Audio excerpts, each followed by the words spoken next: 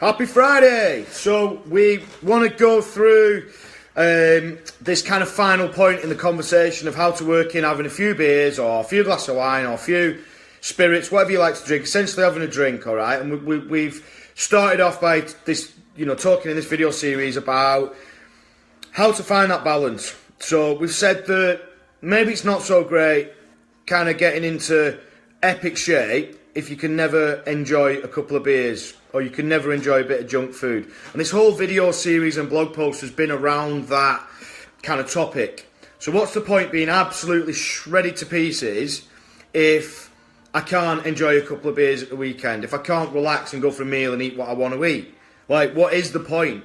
And some people will argue that being in good shape, maybe having like really, really defined abs, the feeling that you get from being in that type of shape outweighs what you might have to give up to get there. If you feel like that, that's totally cool, guys. That's cool, all right? This video series isn't for you. We're not talking to you because it's not going to apply to you. This is how to find a balance. And equally so, what we've said is that the way we recommend doing it at RM Fitness is that you have these blasts. So you might have like a 6 or an 8 or a 12-week blast where you tighten things up.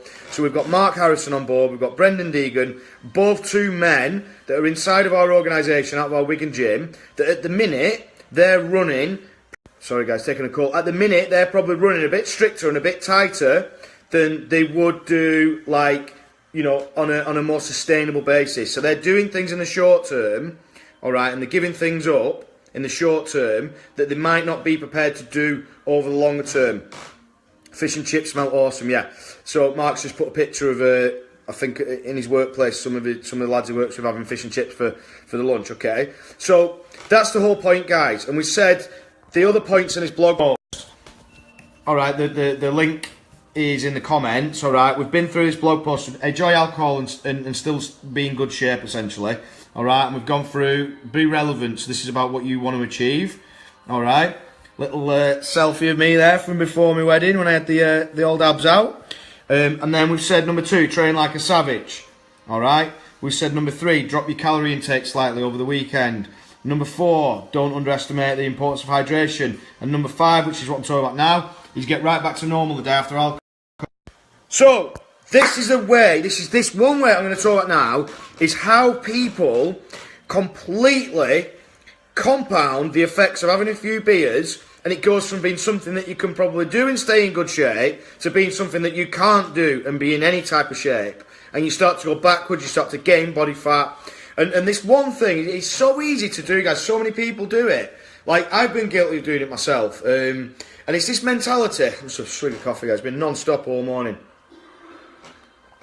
It's this mentality, and I don't know what the exact saying is, someone will correct me now. Hung for a lamb, hung for a sheep.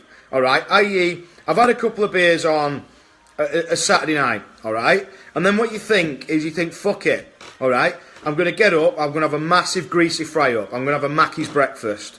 And then you think, bollocks to it.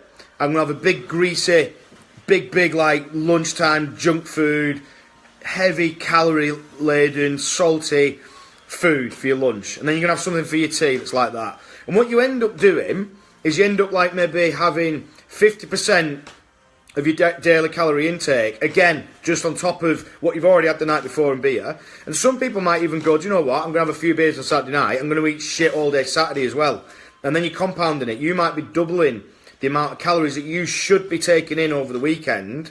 You might be taking double that in now, alright, because you've messed it up for yourself by going berserk on a Saturday, going berserk on a Sunday, and having a few beers, alright? The way it works, guys, a quick science lesson for you, alright? If you need 2,000 calories a day to keep your body at a certain level of body fat, like at its current level of body fat, if you eat another, over the period of a weekend, another 3,500 calories on top of that, guys, alright, you'll gain 1 pound of fat, alright? That's the rough science of it. That's the reality of it.